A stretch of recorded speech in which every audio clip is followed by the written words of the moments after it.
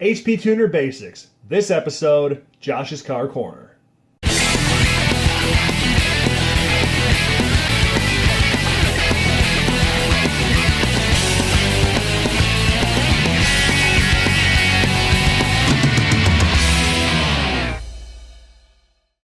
So you probably just got done watching the episode where I went to no fly zone and had mixed luck trying to break 150 miles an hour.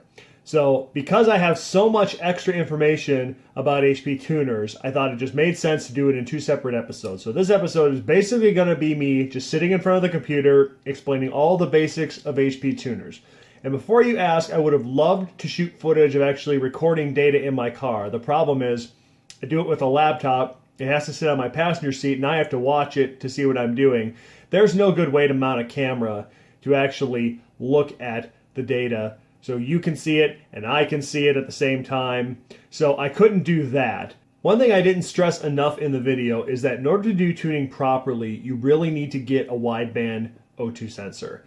Something from Innovate is good. There's lots of other companies that make them too. And most of the popular wideband O2 sensors have already been built into HP tuners, and there's sensor parameters already set up for them. But you need one of those because without a wideband O2 sensor, you can't really do wide open throttle tuning properly. All you can really do is drivability stuff, idle, to make sure your air-fuel ratios are at 14.7 for just driving around and stuff. So with all that covered, I'll take you back in time to when I shot all this stuff. Let's learn HP Tuner Basics. Okay, so the do speed is now installed in the car, and it's working really well. And this past week, I've actually been out tuning the car with HP tuners. I've been doing something I've never done before, which is the speed density tuning for it. And I need to explain that to you so you understand what that means right now. And what I'm actually going to do is I'm sitting in front of my computer right now, and I've got HP tuners pulled up, and I'm going to pull up an old tune file and a scanner file to show you all the things you can do with HP tuners and how I go about tuning my car. And if you're ever inclined to learn how to tune your own car someday, these are some of just the basics that I go through when I'm going to tune my car. So let me just pull up HP tuners here. Now this tune's been heavily modified over the last 7 years by me, but I'm just going to show you some of the basics you can do to go in there and start tuning your own car. So let's just start with up on top here. Favorites, the things you change a lot, you can make favorites. OS, operating system. There's not a whole lot in here for beginner users. In fact, there's nothing in here for beginner users. This is more advanced stuff if you want to modify your car to run speed density only, 1 bar or 2 bar. 2 bar would be for if you are running a boosted application. If you're going to run a crap ton of boost, I think you can also get a modification for 3 bar. The other things you can do in here are, if you do run speed density and you have an LS2 with an E40 computer, they freak out when you go into speed density mode and disable the MAF, and if your car has traction control enabled, traction control will no longer work. I'm having that problem right now. Traction control just will not turn on because the MAF is disabled. You can patch the ECU in here so you can still have your traction control even though you're running speed density mode. Now let's go over here to system. There's some good stuff in here. General. Say your car's got a manual transmission. For some reason, you don't want the clutch interlock to work so you can start the car without having to put your foot on the clutch. You can disable it right here. Fans.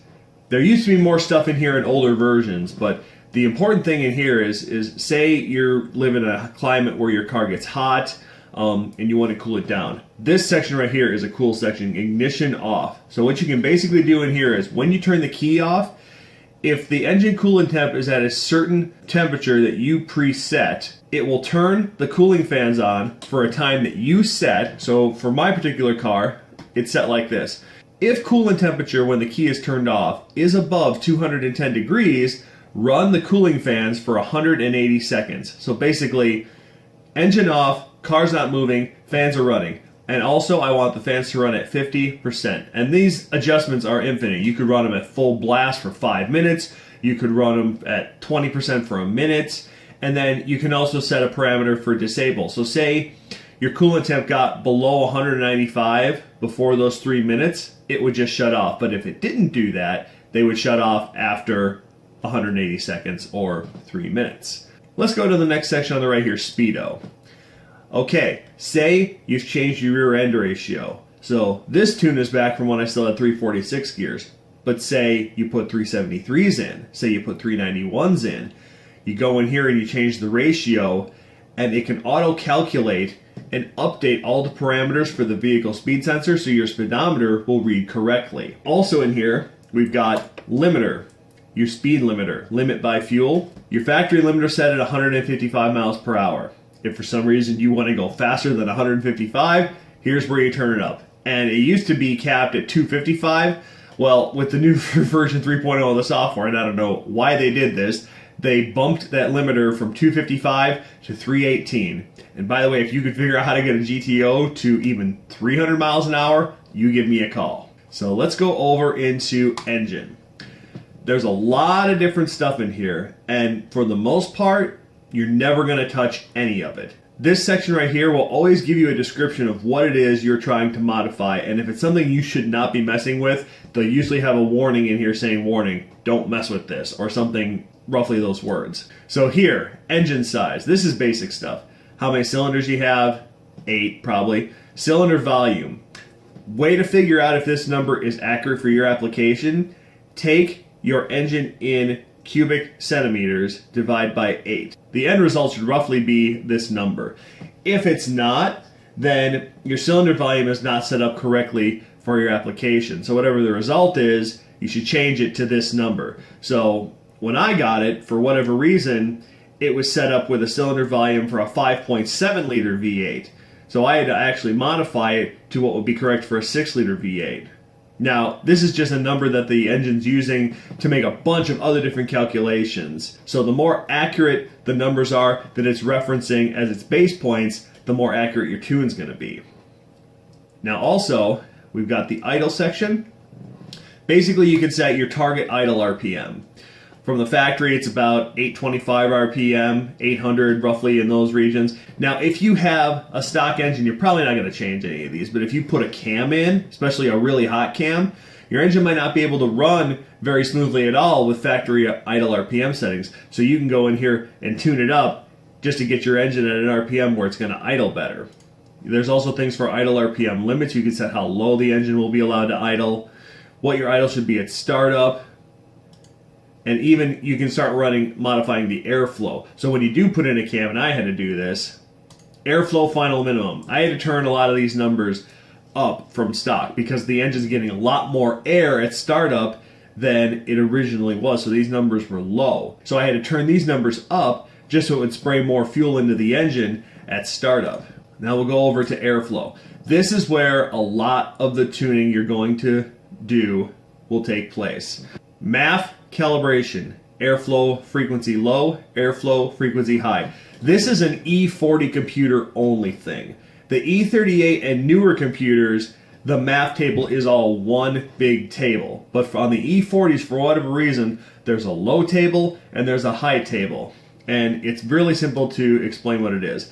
It's just based on the frequency in hertz that the MAF is operating at. So the low frequency table goes from 1000 hertz up to 5800. The high frequency table goes from 5800 up to 12200, the top. Main VE. This is an important one for all Gen 3 and Gen 4 stuff. This is the table where if you're running speed density, all your airflow changes are going to be made.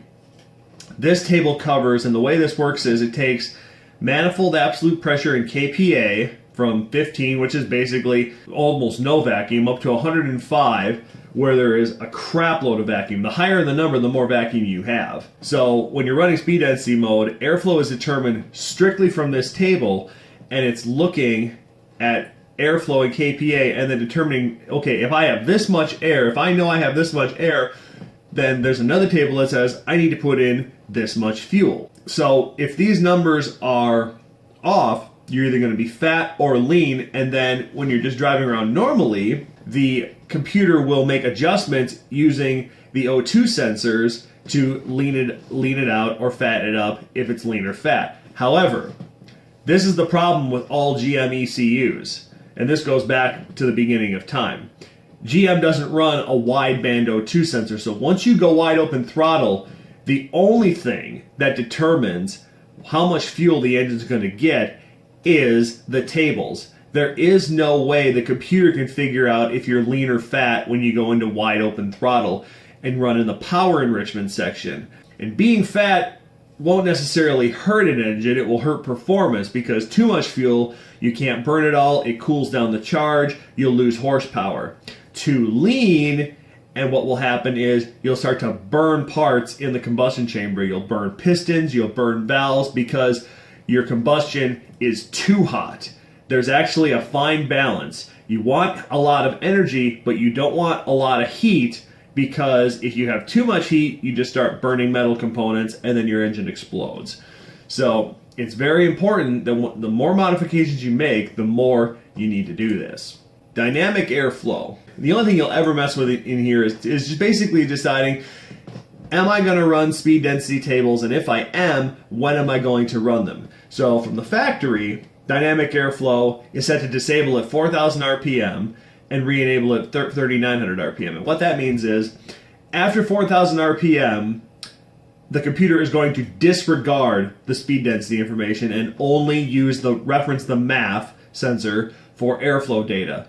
Once you get below 3,900 RPM again, it will incorporate the speed density data with the MAF data and use them both to get as accurate a reading as possible of how much air is actually getting into the engine. Electronic throttle. The only thing I'll say in here is you might have more stuff if it's an E38 PCM or something newer, but the only thing you really need to mess with in here is area rate limits, opening rate. This is basically just saying, and it even says here on the bottom, this table controls the rate of increase of desired throttle area set to maximum to disable. So basically, if the numbers in here are anything other than 100, it will delay how fast your electronic throttle opens. So you tell it, I want wide open throttle now, and instead of going like this, or instead of going like this, it might go like that. So I put it to the floor, numbers at 100, put it to the floor, bam. Numbers in there that are below 100, put it in there, it might go, meh, slowly turn over. So if you want it to just be instant snappy, just set this table to 100 and you're good. Fuel. This one's important for a bunch of reasons. Now from the factory, it's basically going to be across the board all the same number. What is your air-fuel ratio? Here's where it gets important. If you live in an area where you know your fuel has always got ethanol in it, E10 fuel or E15 fuel, 14.7 to 1 is not the correct air-fuel ratio for you. 14.7 to 1 is for fuel that has 0 ethanol content in it. And there's almost no place you can get that anymore unless you live someplace that specifically sells ethanol-free fuel and you run it. If you don't, you're actually running slightly lean. Now the engine can handle that, it can tolerate that, but it can throw off your numbers when you start going to do wide open throttle. So, if you don't have an alcohol sensor in your car, and you do live in an area that runs 10% ethanol fuel, you want to figure out what the stoichiometric air-fuel ratio is for your fuel. There's another one in here that's very important under injector control. Flow rate versus KPA. If you have factory injectors, you'll never mess with this. I have upgraded to fast 46-pound injectors, so what you have to do is you have to change this table because if you don't, the engine has no idea what your fuel injectors are capable of delivering. This table right here tells the computer what your fuel injectors are capable of delivering. So they're 46-pound injectors, but look at this. So with 0 vacuum, it's 46 pounds. With 5 kPa of vacuum, it's 46.3, and it goes up and up and up. The more vacuum you have, the more fuel your injectors will actually flow because in the absence of natural air pressure, the PSI coming out of the injector will actually increase. Conversely, if you run a forced induction application with a blower or turbochargers and you put boost into the motor, the PSI that your injectors will put out will decrease in relation to your boost pressure. So if your injectors, for example, flow 46 pounds, and then you throw 10 psi of boost into the engine, you're really only putting 36 psi of fuel into the engine. So then you have to go in here and you have to modify this table to tell the computer that the engine's getting less fuel. Let's take a look now at cutoffs. There's a lot of interesting stuff in here. The one that I like to play with a lot is deceleration fuel cutoff. So basically when you lift your foot off the gas, it shuts fuel delivery to the engine completely off. So you're basically just coasting with a vacuum pump in front of you. It's a great way to save fuel. The numbers from the factory are in there. They're turned on. They're fairly conservative. You can turn them up to really increase how much fuel is saved, and when the DFCO kicks in, when it kicks out, how aggressive it is, so you can coast a lot farther. And I've done this in the past to help increase fuel economy. Clutch fuel cutoff's another one if you have a manual transmission. When you push the clutch in, when you're changing gear, it can be programmed to cut the fuel completely. So the engine just drops in RPM really quick. If you turn this off, the engine will basically hold revs in between changes. So say you shift to 2.5. When you go to shift to second, it'll pretty much be around 2.5 when you let out the clutch for second. But if you have the clutch fuel cutoff on, it'll drop really quick. So if you can make a quick shift, you won't notice. But if you shift kind of slow, you might notice it go as the engine slows down, and then it's sped back up when you let the clutch in, and then off you go. Long-term fuel trims. When you're tuning, I like to turn long-term fuel trims off, because the way that the computer calculates whether you're rich or fat and then or lean or fat and then compensates for it, it has two different tables when it's referencing the factory O2 sensors. The short-term table is the one it responds to first. And once numbers build up in there to a certain offset, it starts ticking on permanent numbers to the long-term fuel trim table. So it works kind of like this. Say you're off 10% fat at 2,000 RPM. What'll happen is the short-term fuel trim table will get to 10% and say, okay, I'm really off. And then the long-term table will say, okay, I'm going to start adding here slowly until it stops being 10 all the time. So say it adds, I'll add 1, I'll add 2, I'll add 3, I'll add 4. Whoa, now the short-term fuel trim is no longer at 10, now it's at about 5. Okay, well if it stays at 5, I'll add another one to see if I can get it to go to 0. If it doesn't, I'll just kind of hang out at 4. So it stays at 5 long enough. Okay, it's been at 5 long enough. I'll add another one to get to 5. Now short-term fuel trim drops to 0. Now long-term fuel trim will permanently keep it 5% rich or fat, the opposite of whichever way it was off. That's why it's important to turn these off. And the way you turn them off is basically just to take these temperature readings and turn them to the extremes. So they basically say long-term fuel trim cannot enable unless the temperature of the engine coolant is between 131 and 284 degrees. So you just say, okay, long-term fuel trim can't enable until the engine temperature reaches 400 degrees. And then it'll never turn on. And then you never have to worry about it. Power enrichment. This is what happens when you go to wide open throttle. When you hit the gas, these are the tables that the computer is referencing to figure out how much fuel to dump into the engine, because again, the computer on its own can't figure out air-fuel ratio because it has just narrow-band O2 sensors that can't read above 14.7 to 1. They don't know what's going on when you want like 12.5, 13 to 1, 12 to 1 air-fuel ratio at wide open throttle. They don't have a clue. So these are the tables it's using, and it's basically an enrichment table. And this is where another place where people get confused, because there's 3 different ways to look at how much fuel to dump into an engine at wide open throttle. There's the air-fuel ratio, there's the equivalence ratio, which is what the factory looks at, and there's what's known as lambda. So the way to explain it is this. At wide open throttle, LS motors tend to like somewhere between 12.5 and 13 to 1 air-fuel ratio. But you can't just say, I want 12.5 across the board on this table. You have to do it by equivalence ratio. Equivalence ratio, and I'm just going to bring up the calculator to show you here. Equivalence ratio is determined by taking your default air-fuel ratio. So let's just say we're in a world where there's no ethanol and it's 14.7 to 1. Now I want to run at wide open throttle at 12.6 to 1. So I take 14.7 divided by 12.6 and I get 1.16 repeating eternally.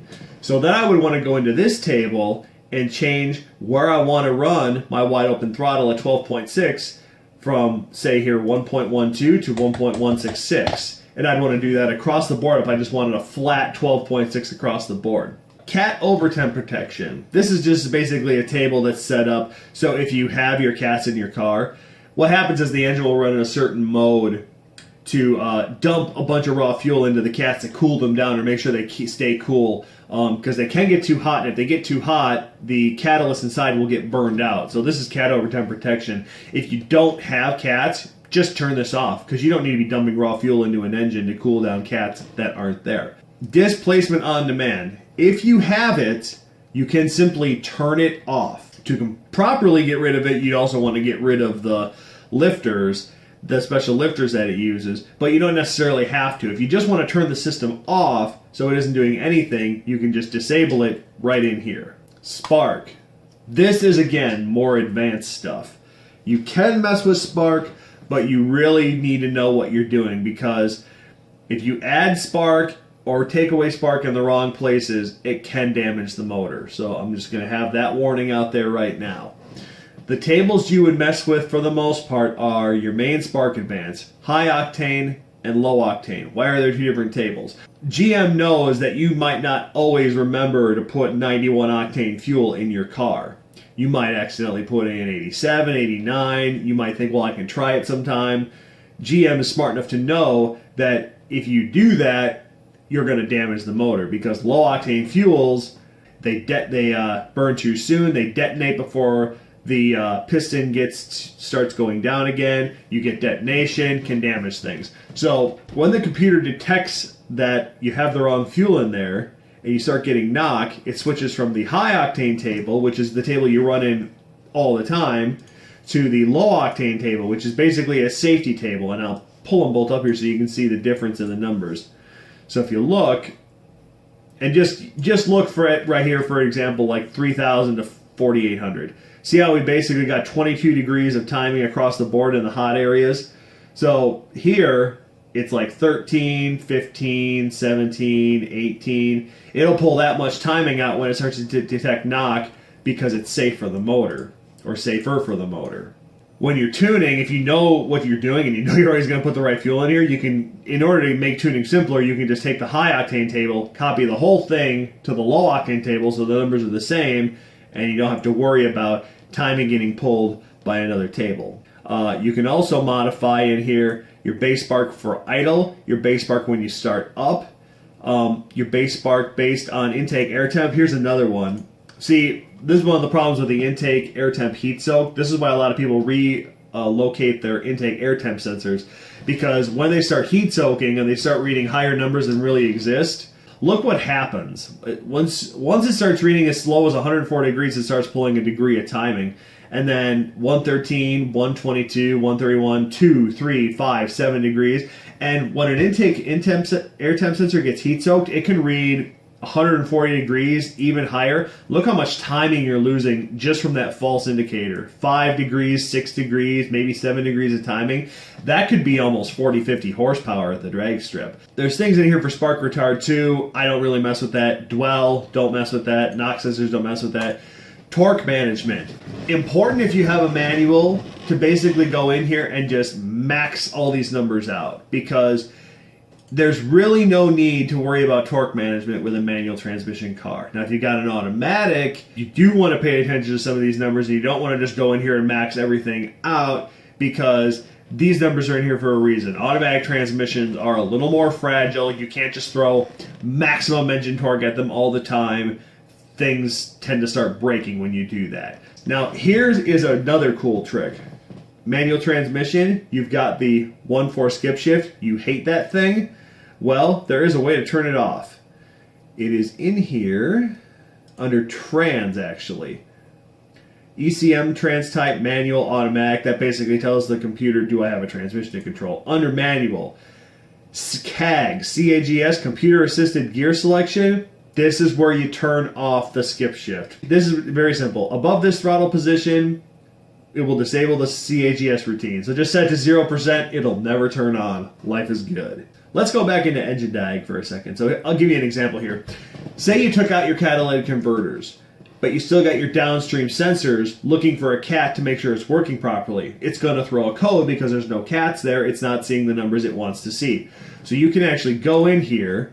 And by the way, all the things related to the engine, there's a lot of different codes in here. All the things related to the engine start with a P. So the ones we're interested in are the O2 ones. The ones we're looking for are sensor 2. Sensor 1 is always going to be your upstream sensor before your cat. Those you don't want to mess with. You need those for the engine to run right. Sensor 2 is your downstream ones. So what you basically want to do is everywhere where it says sensor 2, uncheck the box for SES enable, because that's what turns on the check engine light. And then you want to change the selection here.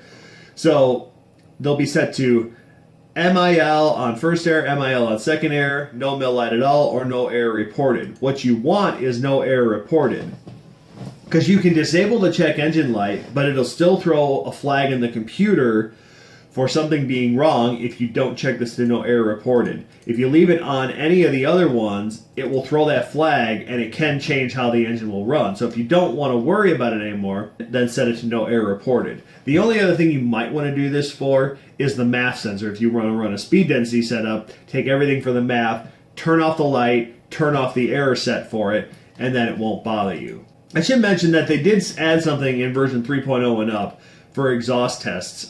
Catalyst test and post O2 test, disable those if you don't have cats, leave them alone if you do.